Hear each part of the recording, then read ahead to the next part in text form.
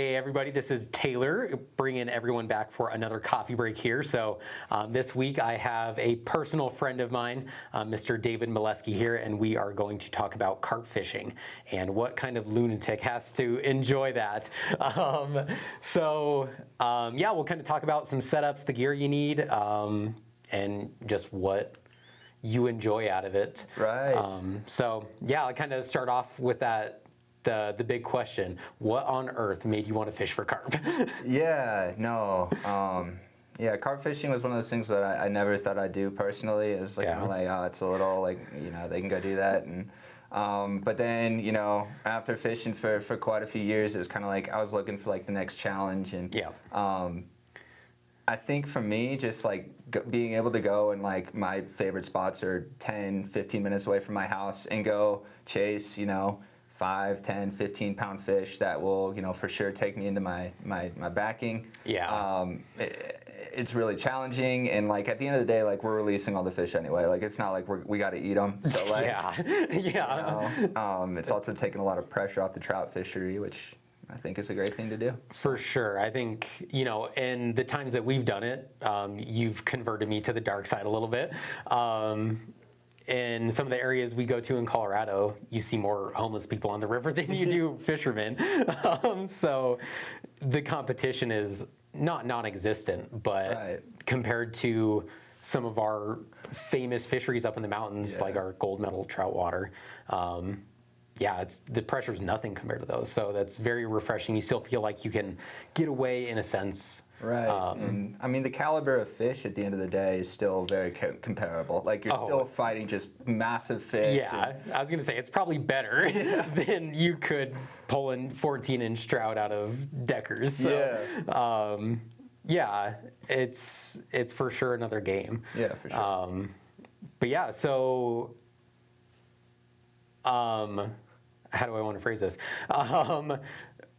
When you first got into carp fishing, you said it's like another aspect to fly fishing. Right. I know we've referenced many times, like, there's always something else in this hobby. You never feel like you've mastered anything. And I think that's what keeps a lot of people interested in the hobby. But when did you start to feel like you were getting the hang of it? Like, you first started, you were a beginner. Yeah. What next steps were you taking that made you more effective as an angler? Right, so like I'll definitely disclaim like carp fishing is type B fun for sure. So like it's max, like you're gonna spend a lot of time looking at fish and you're gonna do everything perfect and the fish is gonna swim up to your fly and spook, and the worst part about carp is they release a stress pheromone. And so all the other fish in the area are going to be like, no, I'm good. And they're going to take off and you got to go walk another quarter mile and find another pot of fish, and it sucks. And really for me, I think, just being around other anglers who have done it. So I started 2 or 3 years ago and going and, competing in Carp Slam. And just having all those guys who just, are just, breathing knowledge about it really helped me to kind of be like, okay, I kind of understand this, because carp fishing is such a different game than trout fishing. There's a lot of like stalking and patience, and you're like sneaking up on fish. You look like an idiot. You're in camouflage in the river, and everybody's like, that guy's definitely got some screws. And I think the part about like stalking fish resonates with me, because the times that we've done it, when you were teaching me how to do it, it's like, oh my goodness, this is more like hunting than it is fishing. You're casting to a single fish, like you're doing everything so methodically, where I feel as normal trout fishing, I'm flipping an indicator rig into a run and just hoping for the best. So I think the best thing about carp fishing is you just have to be so present when you're chasing those fish. You can't just, obviously there's times for it, like letting your fly drift in the water, swinging flies for trout, but like when you're carp fishing, you're just in the moment, and that's honestly one of the coolest things about it. So. I think that's a great way to put it. So, and I think that attention to detail is what elevates an angler, and I think that can go across every type of fly fishing. Like that attention to detail is just so much more important in carp from what we've done of it. So but I think type B fun is, I think, a nice way to describe fishing for it. I can't even think of how many times we've walked the Denver South Platte. Just not casting, like just looking at water. looking at pods of fish that are not feeding. Like right, and that's like most of the time those fish won't eat. Like you can take shots at them, but it's like at the end of the day, like even if you put that fly perfectly in front of one of those fish, if he's not feeding, like not only is he going to take off, but he's going to scare the rest of his buddies as well. Yeah. You just get burned. But yeah. it's a good way to walk and see a lot of Denver. Yeah, yeah.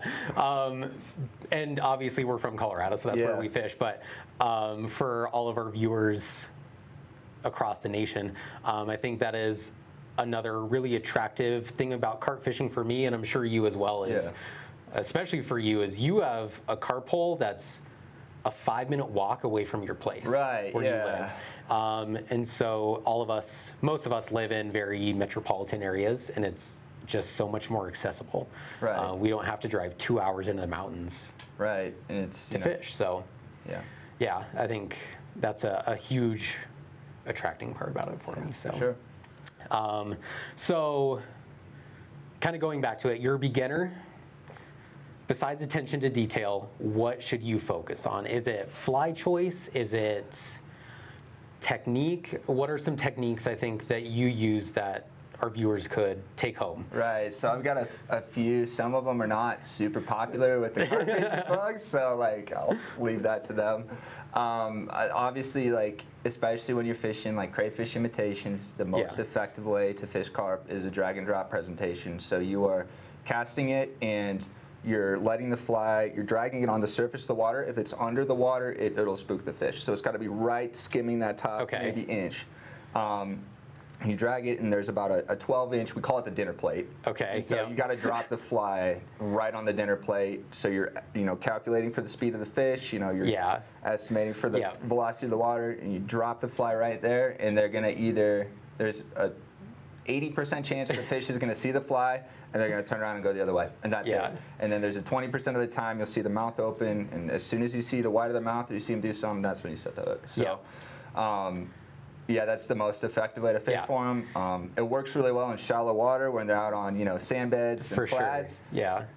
Half the time I've been out there, that's not where they are though. So you got to get creative. I have had some luck fishing for them under indicators. It's still sight fishing in about 3 or 4 feet of water. You're fishing a really small indicator though. And I think in like the Denver South Platte, I think in a river setting, that indicator can be pretty important. Right. But I know in the still water that we've done, that drag and drop, I think is kind of a game changer. So absolutely. Yeah. And unfortunately, we didn't know about it until someone told us. So it's kind of one of those things. It's like if you're in the know, you know. But if you don't, you don't. So, okay, you present the fly, you drag it in, the fish eats. Yep. How do you fight a carp? So the nice thing with carp is they have a really gummy mouth, and so as soon as you get that fly into their mouth, like the odds of you losing the fish, especially if you're fishing barbed hooks, is extremely low. So it's just going to be a matter of not snapping your line, which has happened to me way too many times, or I guess not letting them get wrapped up and stuff, and I guess that also results in snapping the line. Make sure your drag is set correctly. That's the biggest thing. Like you're gonna want a little bit looser of a drag when you start the fight, and then as soon as they take that first run, you're gonna cinch it way down because you still want to even though it's a carp, you still want to respect the fish. Yeah, for sure. So for sure. Okay, so you are letting the fish run. How are you landing them? I know as a beginner, if you don't have a net, are you tail grabbing them? I guess, how are you getting them? Right, so the worst part about carp and the reason nobody likes them is because they're super slimy. Yeah. So and the tail on a carp too, trout have a really nice saddle back there that you can grab. Carp don't have that, so your hands will slide off. So I've had to beach them without a net. Do yourself a favor, get yourself a big enough net. It costs you however much now, but it'll save you a lot of headache. I've lost a lot of really good carp because I didn't have a net. Yeah. So and it sucks, especially in these urban areas when you're trying to move around fast, or you're where you might have to run because you're fishing right outside a homeless guy's tent. Yeah. But it's worth keeping the net with you. Yeah, sure. I would definitely agree. The couple times we've done it where we did not have proper equipment, it for sure makes it harder. Yeah. So cool. Yeah, and then I think you made a good point of respecting the fish, although these fish are hardy. It's important to handle them with care. Take out the hook quickly, get them back in. Don't take them out of the water too much. Yeah. So, treat the resources that treat us well. So, okay, so going into kind of the terminal tackle of it, right. Your setup. Just kind of go over the leader that you would use, pound test, length, building your own versus getting a pre-made tapered leader. So what's all your preferences? So how far back up are we going? We're doing like just the terminal, or are we going into the line? Let's do terminal now, and then we'll go line right after that. Cool. So yeah. All right. I mean, I honestly fish like the pre-cookie cutter 9-foot 0x leaders, and I'll run normally 0x off the end of that, or maybe like 20-pound test if I'm feeling really sporty. The initial, obviously, like a lot of game fish, you run a shock tackle or shock tippet. Yep. So carp are no different. Yeah. So bigger game. They are not nearly as sensitive to leaders as trout are, which is really nice. I have had still water situations where they do get spooked, but when it's in still water, you can get away going down to a 2x. You just really got to have that drag set well, because I've burned a lot of fish where I hook them, drag's not set right, and 2x, like it really doesn't take those carp that much energy to snap that. Exactly. So, a 10, 15-pound fish doesn't feel it. So I wouldn't go any smaller than 2x and know your game in the system. I mean, depending on your fishery, the Denver South Platte has some very nice carp in there. Yeah. And those will snap that no problem. But I know there's other fisheries with smaller carp. So yeah, exactly. So I think that's matching your rig to the conditions is most important. But for a general rig, a starter rig like 9-foot, 9-foot, 0x, save yourself the trouble. Yeah, can't go wrong with it. Perfect. All right, so getting into line, fishing mostly floating lines, I assume. Yeah, floating line. I really love an aggressive front taper on the lines that I fish too. So I was fishing.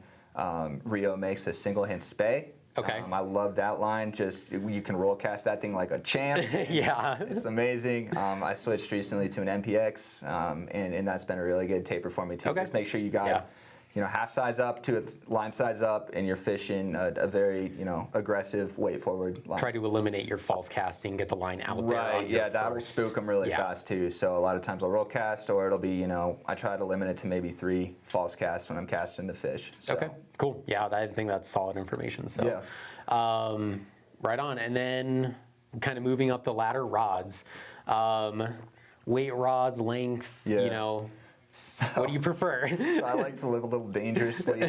I fish a 6. A 6-weight, Yeah, 6-weight rod. I've gotten into trouble quite a few times, and I've definitely had fish almost snap my rod. So as a general rule of thumb, I'd recommend a 7-weight. Yeah. It's just going to be a lot easier, a lot better for the fish too. You're going to be able to land a lot quicker. Fast. Fast action rod. Okay. So, again, getting that out there. Very accurate too. Carp fishing is a game of accuracy. Yeah. So exactly. Really getting it on the dinner plate. Getting it on the dinner plate. I think starting out, most people probably have 5-weight rods. Yeah. I would say you can do it. Yeah. But try to get something a little beefier soon. It greatly increases the duration of the fight. On my 6X, it's normally like a 2-3 minute fight. On my 5-weight rod, I've caught one, and it was a 30-minute fight. So again, it goes back to like respecting the fish. So cool. Yeah, I completely agree with that. And then again, moving down the line, reels. What do you think is important in a reel? Right. Are these props? Feel free to use everything you see. So you definitely want a disc drag like this, and you want something that's not going to burn out. Unlike trout, I don't think I've ever had a carp at least not take me into the reel, much less the backing. So save yourself the trouble. You really want a reel you can trust and count on. So you want a disc drag. Doesn't need to be something crazy, but you just want the disc drag is kind of the minimum requirement. I'd say. Yeah, it's funny. I am generally of the mindset that a reel is just a fancy line holder. If you're going to put money into fly fishing, put it into other equipment first. Right. Nice reels are awesome when you have them, but for general fly fishing, you don't need a fancy reel. Obviously, there's exceptions with saltwater and with carp, I would say, is the other exception. Just in the stuff that we've done, it's it's definitely more of an extreme style of fly fishing. Yeah, so. yeah, it's, you know. Cool. Yeah. Yeah, so I know a little weird rotation, but flies. Yeah. What are you imitating? What are you mimicking? Profile? Like, what's the general size you're going for? Tell me all about the flies you use. Right. So, I mean, with carp are not nearly as picky as trout. You kind of want just like a general imitation. Okay. And that kind of covers, you know, the more food groups you can kind of loop in there, the better.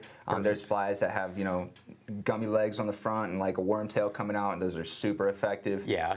But the primary forage, especially in our fishery, obviously each fishery is different, but primary forage, I've had a lot of luck on worms. I've had a lot of luck on leeches. Like, that's kind of the thing. In the summer, the crayfish start working pretty good, but worms and leeches, Denver Platte, that's kind of where the money is. The tried trees, exactly. So, yeah, I think starting out, you see a lot of information out there of, you know, you can fish a plain woolly bugger. Yeah. And those, kind of a generalist catch-all pattern, it can imitate bait fish, leeches, however you fish it. Right. It can be catch-all. I would say with woolly buggers, make sure you're fishing the appropriate hook. Right. Because carp will absolutely bend out a hook. Yep. They won't even think twice about it. Jerks like that. Yeah, exactly. So if you were able to tie your own flies, make sure you're tying on the appropriate hook. Right, 2X heavy is normally what I use. Yeah. Exactly, yep. And then, yeah, like you said, worms, mops, fish. Right, and the weight is the big thing too. Oh, yeah, you good need point. You need to get the fly in front of the fish, but carp are also very sensitive to sounds and water movement. So if you're dropping like a big tungsten bead and it's still water, like those fish are gonna spook. Every time. You can do it perfectly, and it's still gonna be, they're gonna be gone. So, that's a great point to bring up. I feel like a lot of people probably overlook that part. Match the weight. Yeah. Cool. Yeah. So I think that kind of covers just about all the setup. Anything else that you think any person looking to get into it would need in a rig? I mean, probably a flask, because it's going to be really punishing. But no, I mean, yeah, I think that's the big stuff. I mean, make sure you got a good pair of nippers, make sure you got some pliers, like for when you're getting that hook out of the fish's mouth. Good point. Good point. A lot of the flies I fish for carp specifically are barbed, because it's a gummy mouth, it doesn't hurt them. So like, fish barbed for carp. Yeah. Make sure you got nippers to pull it out of them. So, yeah. Yeah. Cut the handling time down. So, yeah. Yeah. Yeah, I think that's all super good information. I think that just about covers it. So if you want to torture yourself, much like we have done, we absolutely recommend going out and giving it a shot. Right. You know, look into local organizations, local groups for more information about specific fisheries. There's a ton of knowledge out there. Yeah.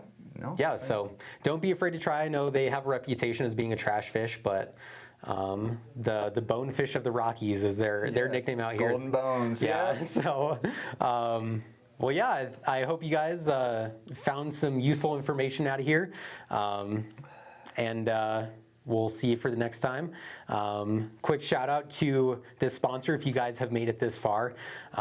We strongly recommend the Angler's Coffee here. The shop has been using this rainbow roast for the past week, and a pot does not stay around for more than like 20 minutes before it's gone. So this sounds great. yeah, we are huge fans of it.